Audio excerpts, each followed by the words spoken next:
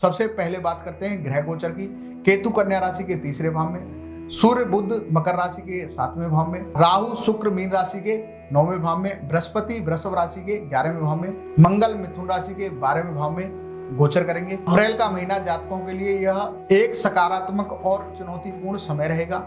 इस महीने में आपको सफलता मिल सकती है, लेकिन इसके लिए आपको सही दिशा में प्रयास और योजना बनानी होगी। इस महीने का प्रभाव आपके कैरियर, वित्त, स्वास्थ्य और रिश्तों पर साफ नजर आएगा। अप्रैल के महीने में कर्क राशि के जातकों के लिए कैरियर के मामले में अच्छा समय आ सकता है। यदि आप किसी नई योजना पर काम कर रहे हैं तो आपके लिए सफलता का समय हो सकता है। काम में आपको कुछ चुनौतीपूर्ण स्थितियों का सामना भी करना पड़ सकता है। आपके समर्पण और मेहनत से आपकी मुश्किलें आसानी से पार हो सकती हैं। यदि आप व्यवसाय में हैं और नेटवर्किंग और व्यापारिक रिश्तों का मजबूत करने की आवश्यकता होगी। यह महीना आपके लिए नए अवसरों और योजनाओं को शुरू करने के लिए उपयुक्त हो सकता है। हालांकि किसी बड़े निर्णय को लेने से पहले सभी पहलुओं पर विचार करना जरूरी है।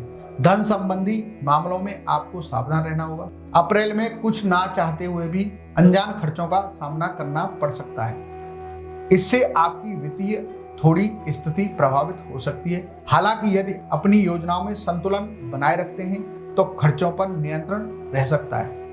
निवेश के मामलों में जल्दबाजी से बचें। यदि आप कोई नया निवेश करने का विचार है तो किसी विशेषज्ञ से सलाह लेना उचित होगा। इस महीने के अंत में आपको कुछ वित्तीय लाभ हो सकते हैं, लेकिन आपको अपनी आय और व्यय के बीच संतुलन बनाए रखना चाहिए। स्वास्थ्य के मामलों में इस महीने आपको थोड़ा सतर्क रहना होगा।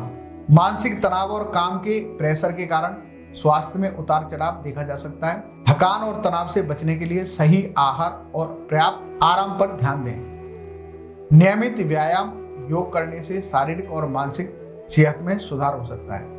इसके अलावा छोटी मोटी बीमारियों का सामना भी हो सकता है, इसलिए अपने स्वास्थ्य को पूरी देखभाल करें और डॉक्टर से सलाह लें। इस महीने रिश्तों में उतार चढ़ाव देखने को मिल सकता है। आपके और आपके साथी के बीच मतभेद हो सकते हैं, लेकिन इन्हें बातचीत और समझदारी से हल किया जा सकता है। परिवार और दोस्तों के साथ खुशियों में बिताने का समय है।